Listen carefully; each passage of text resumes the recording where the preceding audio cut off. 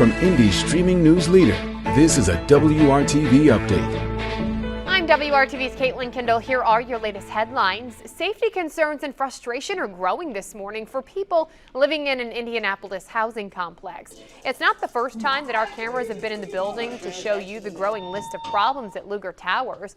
Residents say the elevator has been dropping, shaking, and placed out of order. The city says IHA was not made aware of the elevator outage at Lugar Tower and would speak to a property manager soon.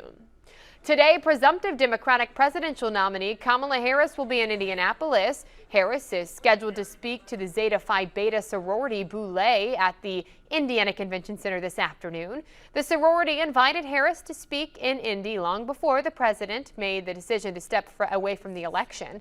More than 6,000 Zetas will be in the Circle City for that convention. And this morning, IMPD says that the vice president in town, you can expect road closures downtown.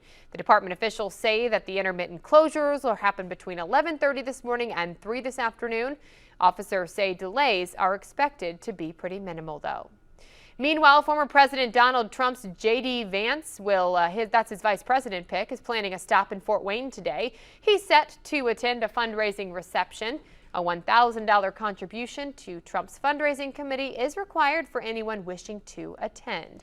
Let's turn to meteorologist Todd Clausen for a look at the weather. Todd? All right, as we work our way throughout the course of the day today, temperatures are going to go from the 60s this morning all the way up into the 70s later on this afternoon and eventually into the mid-80s to top off with some isolated thunderstorms, a possibility as we get into the afternoon and evening hours as a cold front makes its way through the area. That cold front will come through with the chance of some isolated storms, main impact, locally heavy rainfall, lightning, and maybe some gusty winds, but I think the wind threat is probably the lowest of the three. Caitlin? All right, Todd, thanks for that. And for more stories, news you need to know, and the weather, make sure you download that WRTV mobile app. We hope you have a wonderful day. Thanks so much for joining us.